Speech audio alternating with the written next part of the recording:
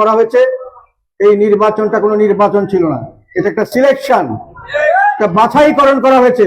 প্রতিটি মানুষ এই নির্বাচনে যারা জয়লাভ করেছেন এবং যারা হেরে গেছেন সবকিছু পূর্ব পরিকল্পিত ভাবে করা হয়েছে।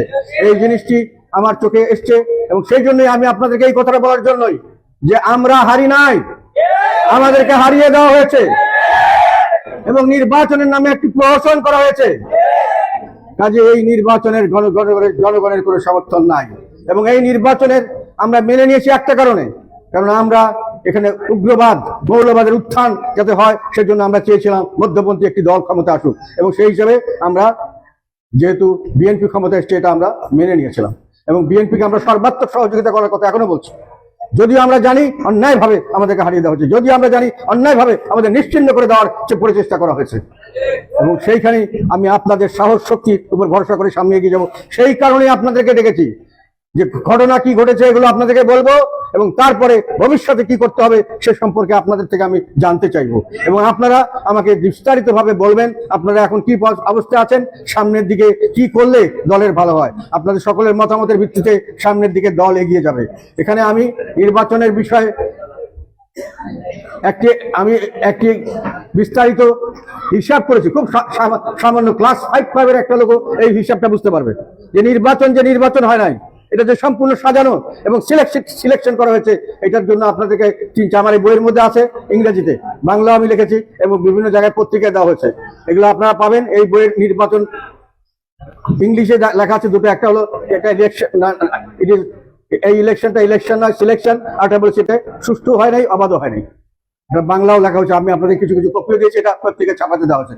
আমি আপনাদের হিসাবটা বলে দিচ্ছি, এটা জানা আপনাদের অত্যন্ত দরকার কি ঘটনা ঘটছে বাংলাদেশে এখন এবং এটার উপর বেসিস করে আপনার সামনের দিকে রাজনীতি কি হতে পারে এবং কি আমাদের সামনে ভবিষ্যৎ এবং জাতীয় পার্টির কি করলে ভালো হবে সেই সম্পর্কে আপনারা মতামত দিতে পারবেন। সেই জন্য আমি যে একটি কথা বলতে, একটি কথা হলো আমাদের দেশে ভোটার সংখ্যা ইলেকশন কমিশন অনুযায়ী 12,77,00,000, 12,77,00,000, 13 কোটি ভোটার এবং সেখানে ইলেকশন কমিশন বলছে 59.44%, 59.44% ভোট মানুষের পড়েছে এবং সেই ভোটের তালিকা তারা দিয়েছে, এই এত ভোট পেয়েছে, 1 লক্ষ 2 লক্ষ 5 লক্ষ দিয়েছে তারা। সেই ভোট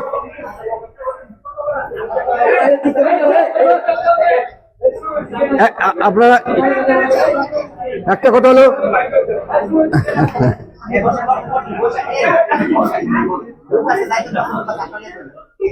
বসার জায়গা খুঁজে নেন যেখানে, এখন গরমের দিন আবার কুলার মনে হয় তারা ছাড়ে নেই, যেটাই হোক কষ্ট হবে আপনাদের, কিন্তু এই কষ্টের সুফল আপনারা পাবেন। আমি সেই বর্ণনাটা করবো, আপনাদের সময় বেশিক্ষণ লাগবে না, তারপরে আপনারা এক এক করে বক্তব্য দিবেন। আমি চাইবো যে শেষটা বক্তব্য পর্যন্ত আপনারা সকলে এখানে অপেক্ষা করবেন। কে কোথায় কি অবস্থা আছেন এটা আমাদের সবার জানা উচিত, আমাদের সবাইকে ঐক্যবদ্ধ থাকতে হবে, তাতে করে আমার ভাই কি অসুবিধা আছে, কি অবস্থা আছে, আমার আরেক ভাই কি আছে, আমি কি অবস্থা আছি, সব আমরা সবাই জানবো, এক পরিবারভুক্ত হবে আমরা সবাই সবার দুঃখ কথা জানবো এবং পরবর্তীতে কি করলে ভালো হয় আমরা সবাই মিলে সিদ্ধান্ত নেবো। কাজে আপনারা এই জিনিসটি মনে রাখবেন যে আমাদের এখন শুধু জাতীয় পার্টি বাঁচানোর জন্য নয়, ব্যক্তিগত পর্যায়েও আমাদের নিজের মান সম্মান ইজ্জত এবং আমাদের ভবিষ্যৎ রক্ষা করার জন্য, এই ওনাকে বসতে দাও, ওনাকে উপরে বসতে দাও, করার জন্য আমাদের কিন্তু সংগঠন এবং শক্তিশালী একটি সংগঠন দরকার। আমাদের পিছনে যদি আমাদের মানুষ না থাকে, দল না থাকে, আপনি শান্তিপূর্ণভাবে যান মাল ইজ্জতের নিরাপত্তা পাবেন না, আপনি আপনার ব্যবসা বাণিজ্য রক্ষা করতে পারবেন না, আপনার শক্তি পাবেন না। সেই জন্যই এই একতাবদ্ধভাবে আমাদেরকে দাঁড়াতে হবে, সেই জন্যই আমাদের প্রত্যেকের কথা প্রত্যেককে শুনতে হবে। এক কর্নারের মানুষ, সে সাতক্ষীরার মানুষ, ঠাকুরগাঁর মানুষ কি বলে সেটা শুনতে হবে, দিনাজপুরের মানুষ শুনতে হবে, চট্টগ্রামের মানুষ কি বলে। সারা দেশের মানুষ এক হলে, আমরা এক ডাক দিলে সারা দেশের মানুষ একসঙ্গে জেগে উঠবে ইনশাল্লাহ। আমি আপনাদেরকে বর্ণনাটা দিচ্ছি, 3 কোটি ভোটার কালেক্ট করেছে, তারা বলেছে 59.44%, সেটাতে দাঁড়ায় গেল 7,59,00,000 ভোট। 7,59,00,000 ভোটকে যদি আমাদের সেন্টার করেছে, তারা পুলিং বুথ করেছে 2,44,559।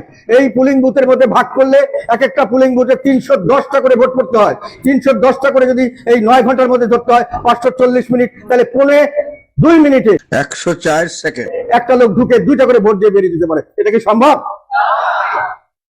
3 মিনিটে হয় না, 4 মিনিটে হয় না, অনেকে বলছে 5 মিনিটও লাগছে, আর অনেকে বলছে তার চেয়েও বেশি লাগছে। কথা হলো, তার মানে তারা যেটা ভোট বলেছে দেখানো হয়েছে এটা অসম্ভব, এটা তারা ভোট পড়ে নাই, এটা তারা ভোট বানিয়েছে। এখন কথা হলো কতটা ভোট করতে পারে। আমি হিসাব করে বললাম যে যদি আমার 540 মিনিটে যদি একটা বুথের মধ্যে হয়, একটা বুথে যদি 3 মিনিট করে লাগে, তাহলে 180টা ভোট দিতে পারে। এই 180টা ভোট দিলে 4 কোটি 30 লক্ষ ভোট হয়, এবং সেই 4 কোটি হয় মাত্র পার্সেন্টের 34%। যদি এককভাবে সব সময় দিতে হয়, 24 ঘন্টায় ওই 9 ঘন্টার 1 মিনিট সময় অবসর করতে পারবে না, সেটা কখনোই সম্ভব হয়নি। অর্ধেকের সময় বেশি সময় এই ভোট কেন্দ্রগুলি খালি ছিল।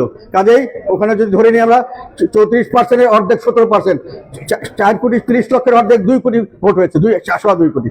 আর যদি ধরি 4 মিনিট করে লাগে 180টা ভোট দিতে হয় এক একটা সেন্টারে, একটা বুথে 180টা করে, 135টা করে, 135টা করে হলে সেখানে দেখা যায় যে মাত্র 26%, 3.25 কোটির মতো ভোট হয়। আর অর্ধেক সময়ের জন্য ভোট হলে ওর অর্ধেক মানে 2.25 কোটি ভোট হয়। আমি বলেছি কিছু লোক 3 মিনিটে দিয়েছে, অর্ধেক লোক 4 মিনিটে দিয়েছে, যোগ করেন তাহলে কত লোক, আর অর্ধেক সময় খালি ছিল, যোগ করে আসে 15%। 2 কোটির চেয়ে একটু কম লোক ভোট দিয়েছে। বাস্তবে ভোট দিয়েছে 2 কোটির চেয়ে কম, 2 কোটি ধরে নাই, আর 15%। আর 85% বা 11 কোটি লোক কোনো ভোট দেয় নাই।